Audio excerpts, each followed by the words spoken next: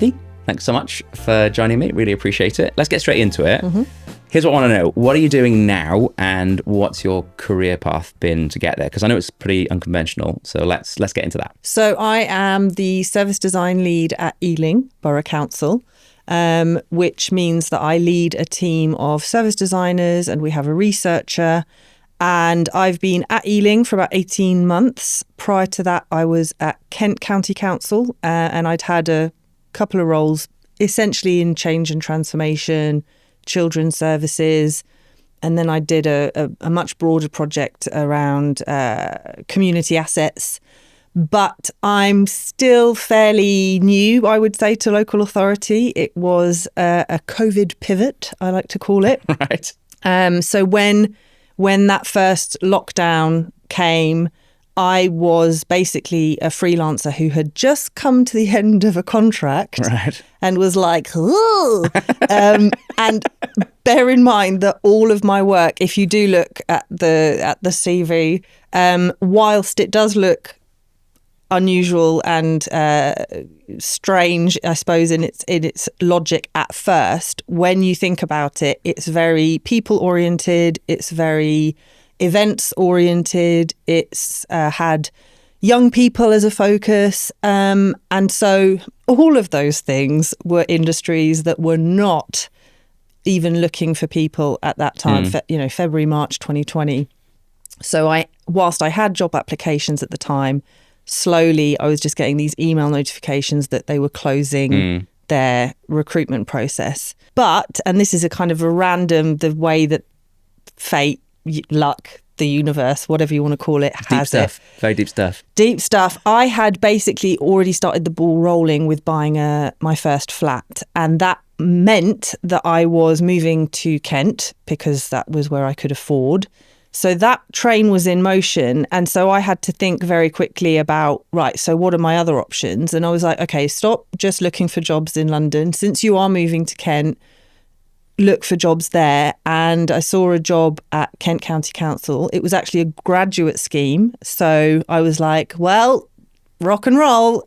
The great way to learn a new industry, I guess. Mm-hmm. And because I am someone that has started again multiple times, I didn't have any particular concerns or I guess ego about doing that. And so that was my COVID pivot. And I suppose the skills that I had from previous roles and experiences meant that I could hit the track running, like maybe kind of an unconventional graduate in terms of other people on the scheme were university leavers, et cetera.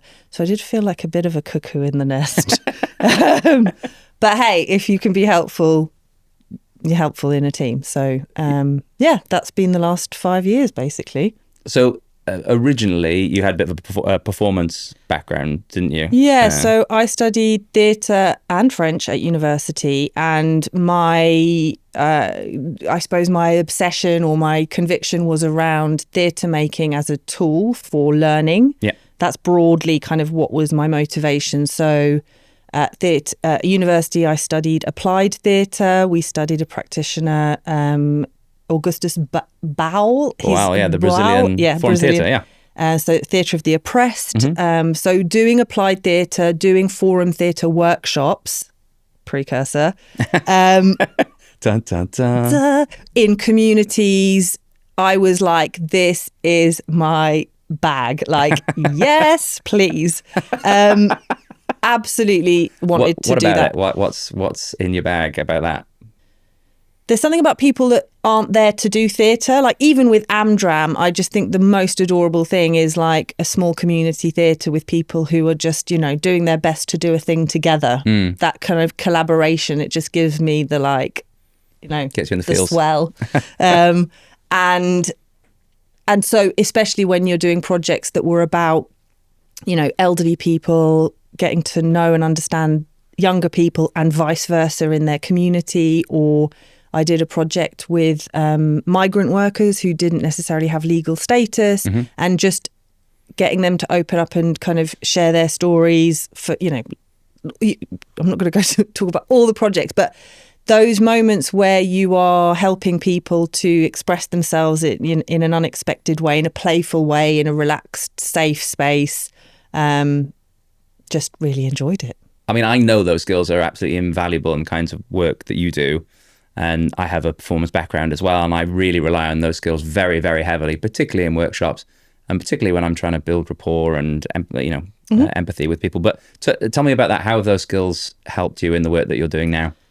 Well, I mean, running workshops is the same idea, but I suppose what I learnt when I was studying or doing workshops for the first time was the sense of holding people. So you're not the kind of the owner of the space, but you are welcoming people nonetheless. There's a kind of strange power dynamic in the sense that, you create boundaries which are there for people to feel safe, and also modeling behaviors as well. So even this is a kind of a different topic of conversation, but clowning, for example, I've always referenced as a kind of skill set of a way to show failure, a way to show a relaxed state, a way to provoke.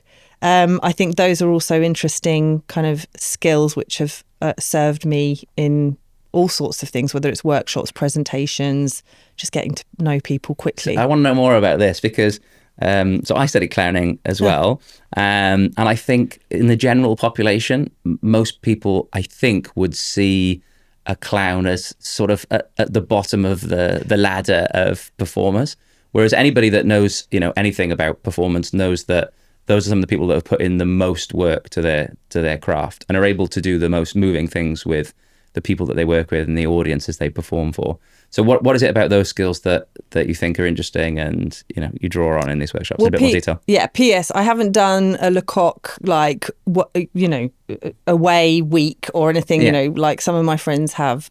I think the clown is incredibly subtle. I know people think it's the most ostentatious thing as well, but it's actually drilling down to the very, very smallest gestures sometimes, sensitivities.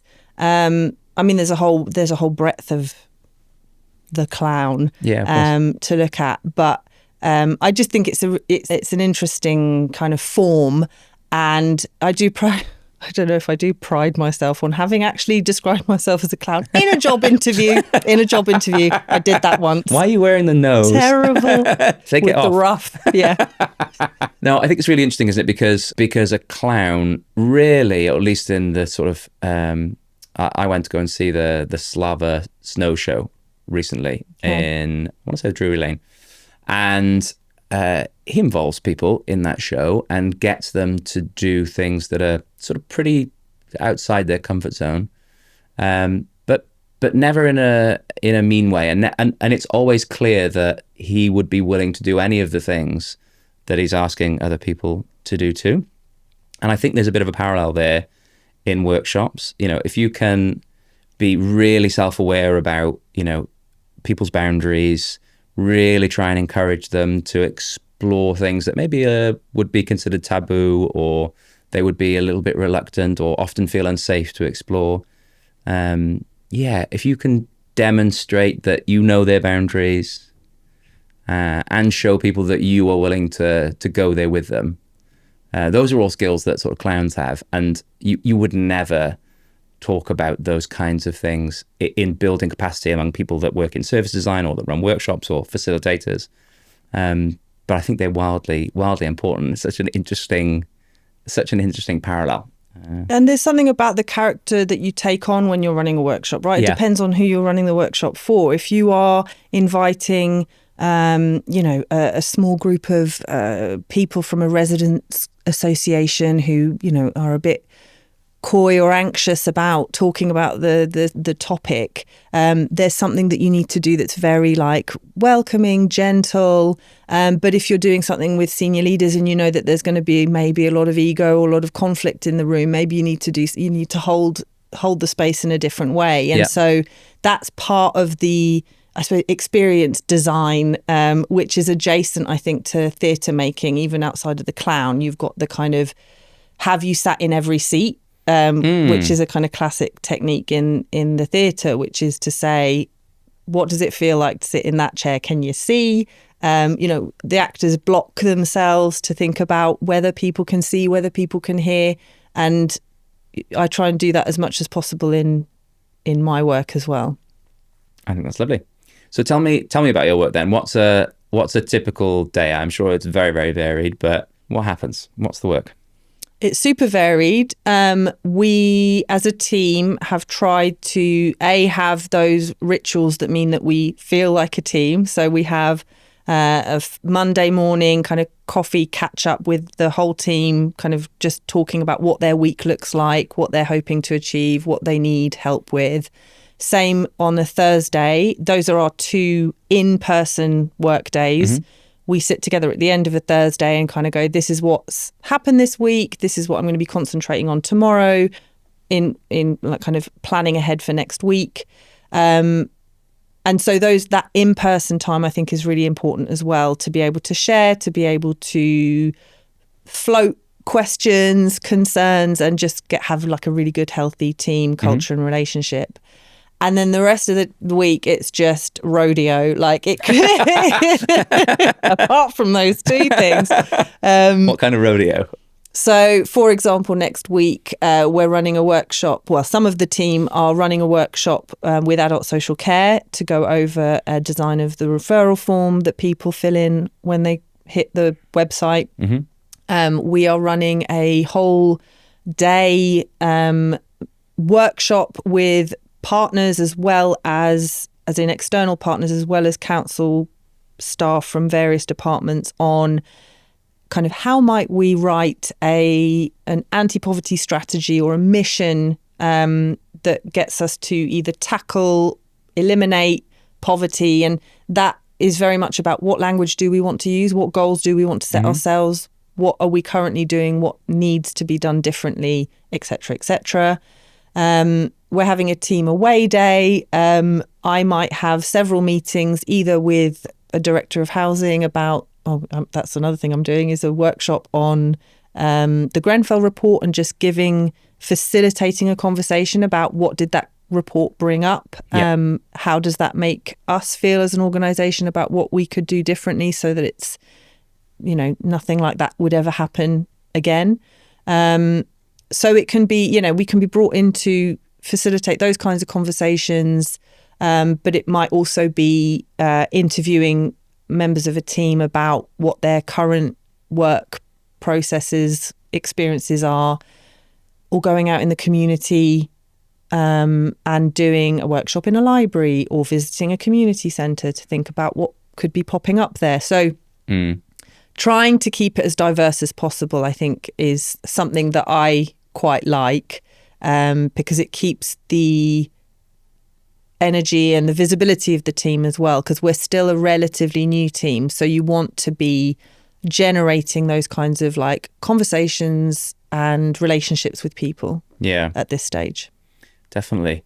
I think there's something interesting and hard about your work, in so much as you are very much in between senior leaders and people that are helping folks in the community. Mm-hmm. And often, not always, but often, those groups of people hold very different assumptions about what's required. They have very different understandings about what's hard, what's not hard, what's possible, what isn't. And you can get a little bit trapped in the middle sometimes. Is that your experience, or how do you experience that? People often just value the reflective space. So both of those groups, because of the pressure that they're under, sometimes feel frustrated at not having the time to kind of stop and think or discuss, or have someone go, yeah, that sounds rough, like, or whatever it is. So just starting from that perspective it's a good one. Starts building rapport. Then I completely agree. There is that conflict sometimes between being in service and going, sure, we can do something, or we can try and help you fix that.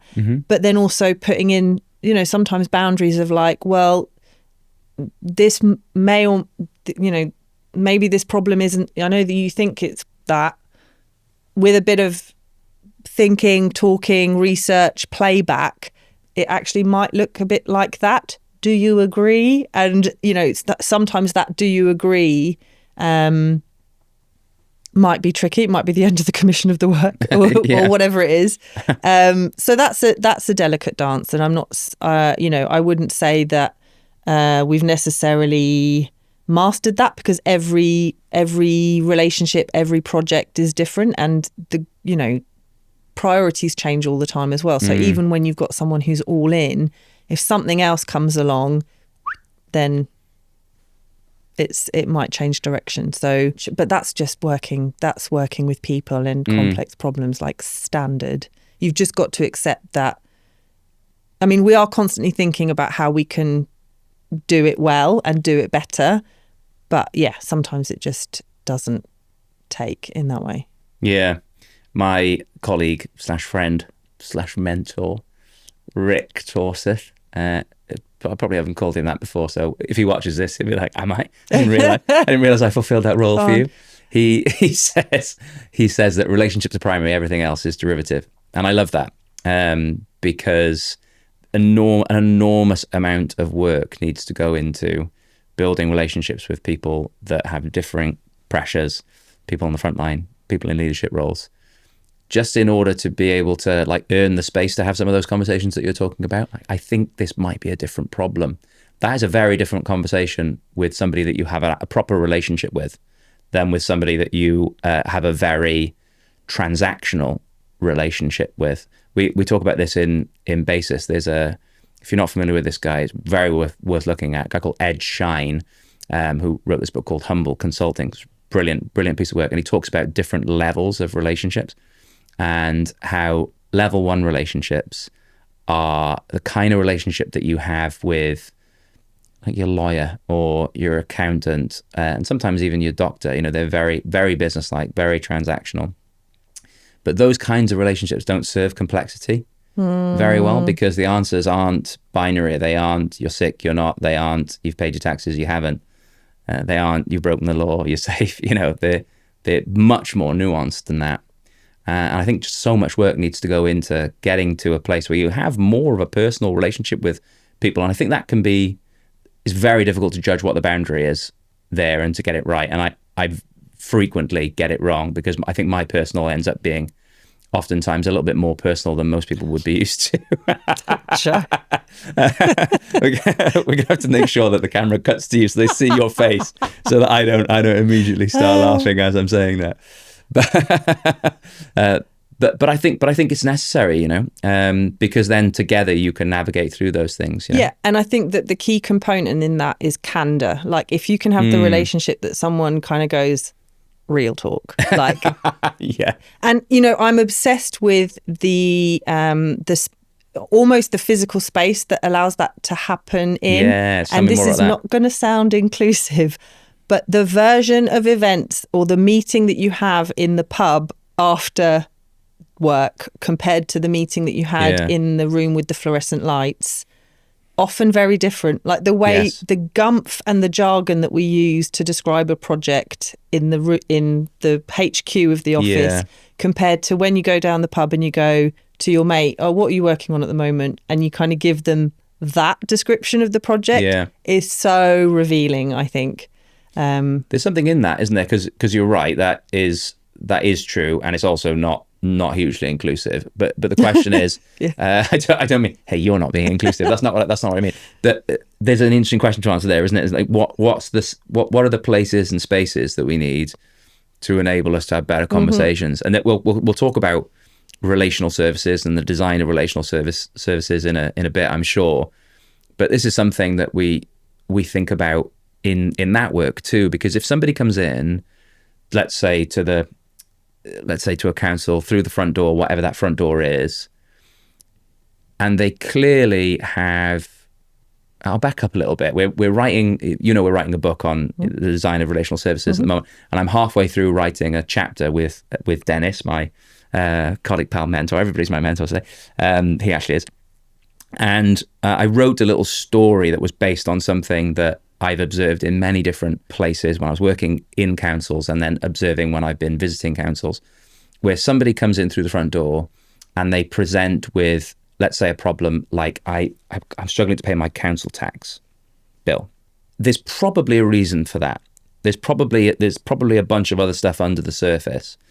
Now, the design of the space and just the amount of time that people have to get into the conversation will dictate to a large extent whether we figure out what's actually going on or not. If the space is a big open atrium and there's a long queue of people, and some of whom are getting stuck in the revolving door, and there's all kinds of chaos going on, probably the person who's presented with that issue is going to want to get in and out as quick as possible, and we probably won't scratch beneath the surface. However, in another parallel universe, if the person who has that initial conversation recognizes, oh, hang on a minute, my antennae are sort of buzzing here, there's something more going on here, I'm going to pull in V, who's really great at having these conversations. There's a comfy space around there. There's not loads of people watching. There's not fluorescent lights. She has time to have this conversation. We might, with a bit of luck and a fair wind, get to the crux of what's going on, or at least a little bit more information.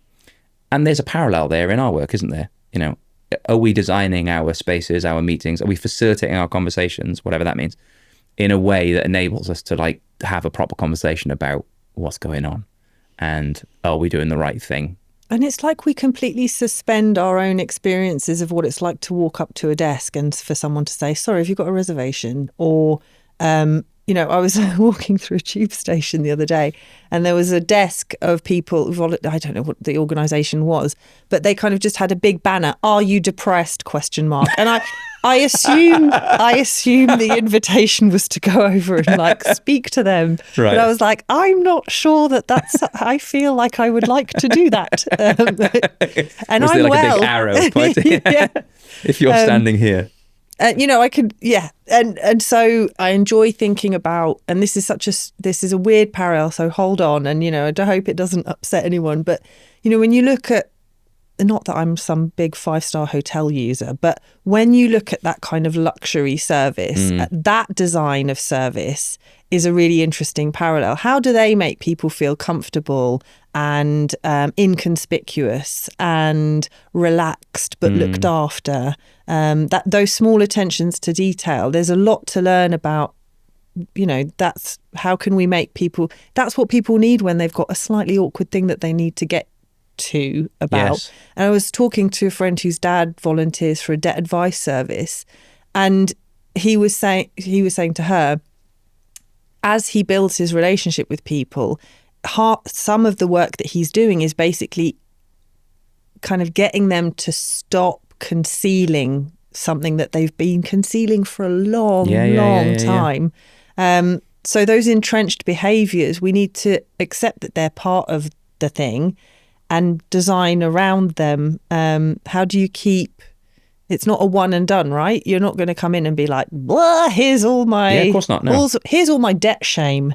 What does it take for someone to kind of slowly loosen up and disclose what they need to get the help that they need? I think you're spot on. And the luxury hotel or luxury restaurant example is interesting. I've thought about that same example, because if you pay enough, you can get, a concierge level service for whatever it is that you want, right? And it will be perfectly tailored to your needs. And you'll have to pay a fortune for it. Now, it's very rare that you would get such a tailored service if you are in real crisis. Perhaps you're dealing with serious debt issues, or maybe you're at risk of homelessness or are homeless. That kind of service is not provided to that individual, or at least very, very rarely. Of course, there are some examples where, let's not call it a concierge service, but where there is a really holistic service available. The thing is, or the irony is, that if that kind of service is not available, then the cost to the system when that person's needs invariably escalate is probably significantly more expensive than the most expensive concierge service that you could pay for, which is all kinds of wrong. And we're not even talking about the person's lived experience of things going wrong, which is far more important than the cost. But it would warrant it. It would warrant spending the money on a really holistic service, even if we were just thinking about the cost that will be incurred when things inevitably go wrong. And I think that probably people in jobs like you and yours and mine need to do a bit more work in order to make that case, so that people who are in sort of finance director roles or senior leadership roles can feel a bit more comfortable to take a punt on what is a very different kind of service, this kind of relational model that we're sort of talking to. Am I making sense, or am I completely? Yeah. I was just thinking about even if you scale down the 5-star luxury hotel, which makes it sound like impossible, only if we had millions of pounds. Even a well-run neighborhood restaurant, that front of house service that can be so good just because they I don't know, there's something in the tone or the relaxed state or the kind of like, sure, that's not a big deal. Like there's something about, and we have so many people in local authority that care deeply. Oh, yeah. Do this stuff all the time. I think it's more the fact that it's the way things are oriented, where that kind of you've built that relationship, and then now you have to go and access an entirely different service and start again. That's the kind of the tragedy. It's like having to go to several drive-throughs instead of going to the nice neighborhood restaurant. I think that's absolutely right. And there's something on the tip of my tongue which I really wanted to get into. I think it's now escaped me. Because you're thinking about drive-throughs. Because I was thinking about drive-throughs. Yeah, that's what I was going to say. Because you were saying PS. I'm going to be saying PS after this conversation. There are plenty of people in public services that, are doing incredible work. And I could not, there's nothing I disagree with in that. The thing is, they're doing that incredible work often despite the system. Yeah. Not because of it. And I remember I've sort of told you the story of me working in the job centre at the beginning of my career. And I would often be working with people that clearly needed help with housing benefits. They clearly needed help with debt advice. They clearly needed a bus pass. They clearly needed help to buy interview clothes. And that none of that was within my remit. And if I was feeling resilient, like if I was not ground down by the fact that I'd just done 10 appointments before that, then I would, make the time at my lunch break to try and figure those things out, or I'd stay a bit late to try and figure those things out. But I can't pretend like I would do it all the time. Sometimes I just wouldn't have the brain power to be able to do it. And it's not reasonable to expect that people in frontline services will always be able to bust through those barriers. Because it's only possible when you're kind of resilient enough to do it, which is wildly frustrating. Yep. So the context for this whole relational services conversation is that lots of public services are organized in such a way that assumes people's needs are linear. Like we know where they are, point A, we just got to get them to point B. And if we just follow the steps, then the problem will be resolved.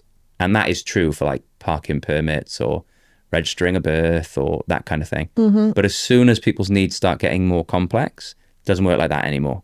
And the only thing that really seems to cut through and help people make progress, even discover what their point A is and what their point B is a much more relational approach, which is, literally trying to get to understand the person, build a bit of a relationship with them, and slowly figure out what we can do, moves we can make to sort of move ourselves forward as defined by the person. Mm-hmm. So I know you're kind of thinking about this and trying these ways of working out. What are you doing at the moment that is sort of in this vein? Yeah, so, one thing that we did last year was a big project on, it kind of went through multiple guises. It was called, broadly speaking, crisis intervention. And the question, I guess, was how can we intervene differently at points of crisis? But of course, even saying that, that exam question felt huge. Yeah, it's massive. So it started. So we decided to kind of find a location, and we were pointed in the direction of a housing estate in Southall, which is a part of the borough of Ealing. And so we went. Which is in West London. Correct. Yeah. West London. Which is in the UK, in the world. In the world, planet Earth. Planet Earth, yeah. Third rock from the sun. So we went to the estate and just started, familiarising ourselves. We started kind of talking to staff members who knew the estate, what were some of the issues. And very quickly we understood it to be a problem around street homelessness. So it's one of those mid-century estates that has these kind of garages, and then the flats are above. And there was a phenomenon of people bedding down for the night under those car parks because it's a dry space. It's a no-brainer. If you don't have if you don't have shelter, that's where you would go. But you can imagine many associated issues with people bedding down there, which I won't go into the whole thing. But hop, skip, jump. We, as part of our research, as part of our work on that estate, we ran a resident drop-in day, because we were like, well, we've done a lot of work around homelessness. We need to kind of understand what the sentiment is with residents and just speak to them about what it's like living on the estate, etc., etc. So we did a drop-in day because we knew people were hungry for access to services. So we put a bunch of services in a space that's down there, community space. And we kind of designed the day to a certain extent. So, for example, we said no queuing. We said, because we'd heard there've been drop-in days before and there were people queuing to speak to repairs, for example. Yeah. So we were like, no queuing. There has to be like a number system so that people can be free in the space to chat, hang out. And our team had done some kind of engagement stuff. So there was a wall that was like, what's changed on the estate, or what can we be doing differently? We had, as part of our homelessness work, we'd recorded some stories about some of the guys that are in and around Southall sleeping homeless, to start a conversation potentially. If you listen to that, do you have, what are your feelings about homelessness? No one really spoke to us about homelessness, and I'm not saying just on this day we figured this out. There's actually a lot of tolerance, a lot of sympathy, and a lot of there's no bad feeling necessarily about against the homeless people. It's more just sadness that it's happening at all. But people really responded to the services being available, and again, hop, skip, and a jump. In October of last year, we took over a shop front on the estate and gave it a lick of paint, put some computer screens in there, printer, Wi-Fi, and then we put some staff in there from various services, key services that people might like to interact with regularly. On the basis of the research you've done, the conversations Kind of, you had? yeah. So on a Tuesday and a Thursday now, it was baptised in a workshop with residents, the Have, which is the Havelock advice venue, and the services have been working in there since October, and we're slowly, we're not running it, we're trying to let it be kind of self-organising to a certain extent. We help them have kind of monthly reflectives of like, how's it going? What's been changing? What are you hearing? What are the stories? Yeah. And we go down there as well every now and again and pick up a few stories. But broadly speaking, there's been a real vibe shift. So when it first opened, there was a lot of kind of, staff telling us there's a bit of hostility because people coming in there with maximum frustration. So when they're coming to the repairs person, it's like, I've been asking for this repair for X number of however long. But slowly that has obviously calmed down because the repairs have been getting done more quick in a more timely way. People are coming back into the shop to say thank you. Oh, wow. And even that's kind of a thought that's kind of slightly obsessed me recently of like, what are the things that we're giving back to some of our staff that deal with people in crisis that gives them the good feeling back. Yeah. You know, sometimes they're only dealing with the negative, I need, you haven't X, why is it, you know, the problem. If they don't ever get to see the relief and the gratitude, then that's exhausting too, right? Yes. Like, how do you feed people and nourish them with okay, there's a point to this. Like, it's not just me on a computer clicking done. Obviously I'm being reductive, but like, I'm interested in that.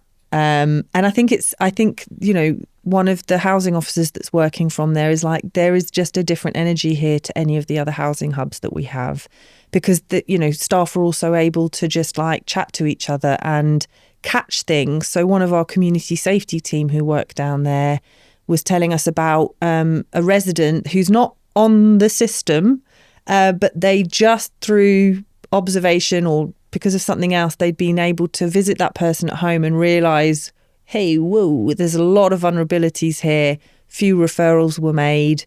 And it's not all about reporting. Staff can be there to like testify almost on behalf of whatever the problem is. So yeah, it feels good to have started the ball rolling with that, because it's not just us going, that could be a great, like people are now advocating for that themselves. So the next question is, can we replicate it elsewhere? What's so good about that it should be the way of doing things? There's so many different directions that this could go in, and I'm going to try and do two succinctly. One, just give me an excuse to say something that I want to say. Now, there's an academic that I absolutely love called Teresa Amabile, who wrote a book called The Progress Principle. And essentially did you just give me one of these? Janet Jackson just came into my head. The sort of the thesis is, for people to be motivated, they do need a sense of their own progress. They need to be able to see that they're making progress in a direction. And the reason I'm reminded of that is because if you're in one of those frontline roles where it feels like you're just dealing with crisis the whole time, you often never get the experience of seeing progress. And that must be the most demotivating experience. I mean, I feel that, but also the research would suggest that too. And the reason why I'm mentioning it is because you were saying about how actually just people coming in and saying thank you, like that is a measure of some progress, isn't it? But now that I've got that on my system, what I was going to say was, what's interesting about this model, and I know this from talking to you, is that it didn't start with, right, what's the job descriptions of these people? What's the structure? Which probably would have killed it and would have almost certainly been wrong. But what is it? What's the conditions that allows people to get started in working in this way? Very, very different from I'm a housing officer, I work in housing, I work in the maintenance team, repairs. We're talking about shifting people's identities, working in a different space, probably away from their friends and colleagues that they've worked with for a long time. What is it that makes it possible to get started? I think it was not us being like, right, this is what's happening now. It was the same voice there. That's our very official voice. It's more that kind of, hey, we're just trying something out and we'd like you to be a part of it. And this is what we've learned so far. So giving them the whole, the journey so far, really letting them in to like how we've come to this point. What are the decisions that have led to it? How are people feeling on the estate, and therefore what needs to be different? But very quickly, hopefully giving people a feeling of ownership as well. So the housing officer, for example, just gently encouraging them to be like, hey, like this is almost like this is yours. Like if you see something and you want to set something up, like go for it. Like we and we're kind of almost the earpiece for senior leader. You've been given permission to like some air cover to go for it. So for example, they started ESOL classes, so English lessons for some of the residents. It started small. I think they started with 8. And then the last count I had, it was 18. Oh, wow. So they're using a different space, but just figuring out that would be popular and that's would be helpful. And now we've got a social prescriber popping in once a week as well. That they figured out and kind of, yeah. And I mean, it's also us kind of going, also this, bit of that, like kind of showing them the kind of the canopy board of like, what else could be happening? And, but it's kind of, so I suppose maybe in a coaching role. Yeah. But the constant sources of inspiration, I think that's the, what if, could it be this? Why not? And figuring it out, right? There's stuff that's like, no, or couldn't, won't, flat on its face. But just inspiring the energy of, yeah, why not? Yeah, there's something about that, isn't there? That's a really intangible thing. Like, yeah, the sort of vibe or feeling of it that makes it possible to experiment in that way. Yeah, and I suppose what you were saying about how you felt like that in the past, it's that people maybe don't know, do people feel like they're going to be told off for like messing around because they decided to take a half-hour walk around the estate just because that's how they bump into people and talk to someone at the bus stop? What people consider the work is... Yeah, and that could be the most important thing of the day, right?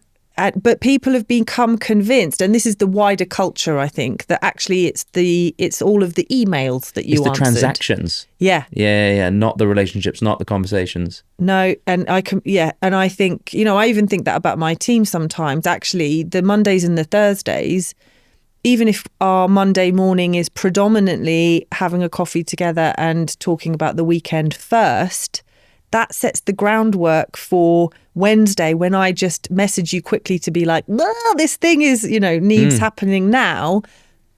We've got so much currency. That I'm not being like unreasonable. I'm just, that's the power of good relationships, right? That's why you can cut to a shorthand. But I think we've almost skipped a step with some of our working relationships now, and we're just talking in shorthand. Yes. I don't. Do you use AI much at all? Yes. We'll disclose it to each other. I was talking with Dennis, who the other day, about AI, and I use it to help me, not to give me answers, but to make the answers that I already have that I know are correct. Confirmation bias. No. But like let's say you know how you want a workshop to be, right? But it's going to take you a bunch of time to put it together and format it nicely and explain it in language that makes sense to other people. I might use AI to enable me to do that quickly. Mm-hmm. But the thing about that is it is good and it is useful for people that know what the correct answer is to a problem. But it also, if you're a bit earlier on in your career and your journey, it does sort of rob you of the process of like learning what the right thing is to do. I think I know what you mean in terms of like the process is important. Yeah. Of whether it's learning principally. If you're just given the answers, there's something cognitively that hasn't happened. Thanks for saving me. I'm still getting out. So let's go back to the have. Like what are some of the stories that are coming out of that then? Working?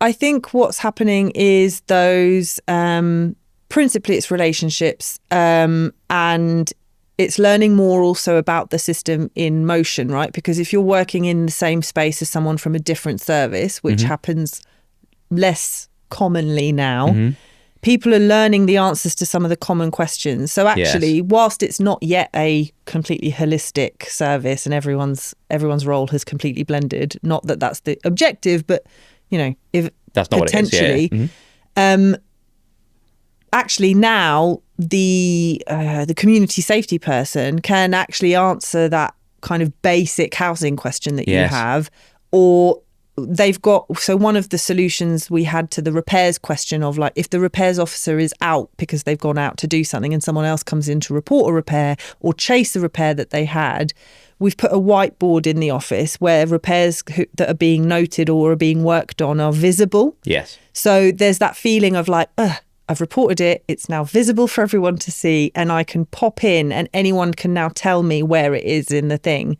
Because a lot, what we were hearing was people are often chasing repairs, and there might be 5 people in the office, but if they don't have access to the repair system, it's 5 people going like, sorry, you've got to wait for Mark to be back, which is annoying, and adds to the frustration. So, people finding those workarounds and finding those little answers just starts I call it the marination. The marination of people. Is that a word? Yeah, marinating.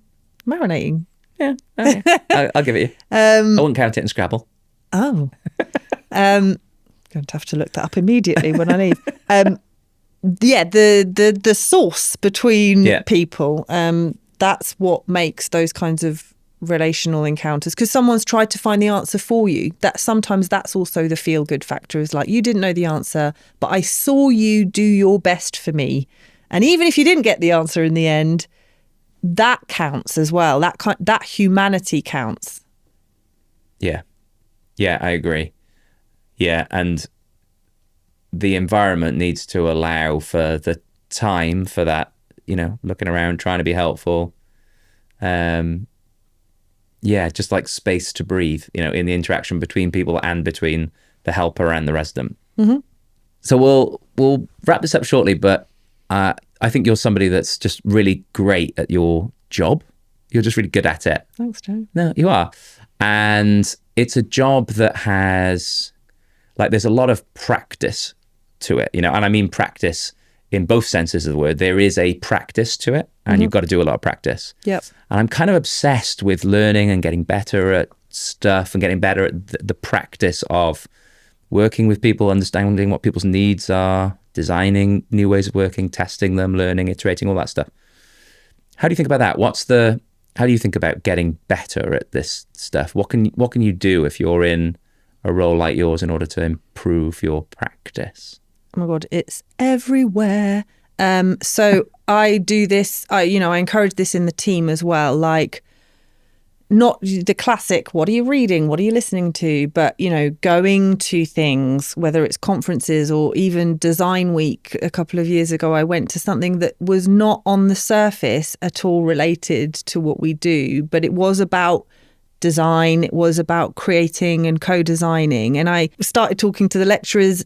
Hopefully next year, we're setting up a design studio that will be for residents to create graphic design with students from that university. So constantly being in a state of where can I find inspiration? Where can I build other relationships? How can I get other thinkers into this space? So I'm really interested in cross-disciplinary learning, whether any kind of design, just flipping it and seeing things from a different perspective. So I used to work in a textiles design studio, and sometimes I use that as an analogy for how we could also approach this, that there are different ways of doing any design anyway. You've got designers that do tailoring, you have designers that do, it's called flu, the softer design. Oh yeah. You've got the sketch designers, and you've got the people that pin things to mannequins. There's infinite ways of approaching any design process, and so I like to do that. I like to encourage my team to do that, and we do a lot of sharing. So if you think that if there's 5 of us, how can we don't all have to go to that same conference. One of us can go and share their reflections, and so there's a constant feeling of exchange, I guess. And then with the people stuff, it's observing different disciplines. So this is going to sound funny, but I'll be the judge of that. One of my teammates was talking about facilitating something where there'd been a little bit of conflict, and he was like, I don't, how do I judge that? How do I navigate that and feel comfortable? Because I didn't feel comfortable.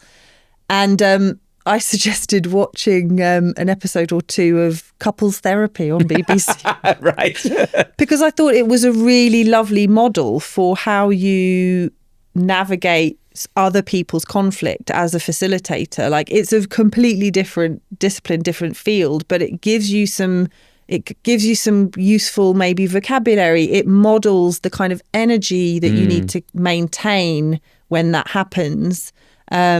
actually the boundaries that you can put in, because Yeah. once if you panic when that's happening, then the whole thing just so it's just finding different sources of inspiration and things to draw from. I mean, it's the kind of growth mindset, isn't it? It's that learning is everywhere, and drink it in. I think that's lovely. I think a lot about how do you also create opportunities for people to have a go at the new thing, but in a reasonably safe environment. And that's something we need to do a bit better in Basis, because when you've got people that are super experienced and then people that are less experienced, sometimes you can even forget what was scary in the first place. It might be facilitating an activity, or it might, whatever it is, it doesn't really matter. And I think there's a role for that too. And it can feel scary, because I remember working in a service design team too, going into a new service, don't have relationships with people. You're going to ask them to do something that you're almost certain they've never done before, and it's going to feel very uncomfortable. And that's quite a nervous or nerve-wracking thing to do, isn't it? But it can be really powerful just to say that at the top of the workshop. Yeah. Go, guys, just so you know, you're going to hate it when I say icebreaker. And, you might feel yourself resisting this, but like, let's be aware that that's happening. And I don't do it like, oh, let's be aware that that's happening, but like calling it out from the beginning and then spotting it when it's happening and going, hey, like, totally appreciate that this is like a stretch. Maybe think about it, doing it this way, or, you do need to be able to pivot in a workshop for sure. But I think people really appreciate that kind of pep talk at the beginning to go, this is not, I know that this is not what you do in your day job. I am asking you to do something slightly differently. Try and embrace it rather than be fearful of it, or, because people feel vulnerable and exposed in those situations. That's sometimes where that's coming from. Yeah, and there's no point pretending that that's not the case, right? Yeah. Yeah, I think that's good. I mean, it comes back to some of the things we were talking about at the very beginning of the conversation, just being vulnerable and honest and, generous with your own time, and naming some of those things, It's part of the experience design as well. It's not what will happen when they walk into the room. It's what happened before they even walked into the room. What state of mind might they be in? And therefore, how does that inform what happens next? If somebody is wanting to do a job like yours, and COVID needs to happen again. COVID. Yeah, exactly. Oh, you know where I'm going. Yeah. What would your advice be for somebody that's like earlier in their career but is wanting to move into a space of, designing for social good, that kind of thing? I think it depends, because like I said, there's a multitude of different, even service design has different kind of archetypes now. You've got your kind of very digital first teams. You have got teams like ours who are doing the kind of more ethnographic research in and around the community. So it kind of depends where your natural skill set is, or where your natural interest is.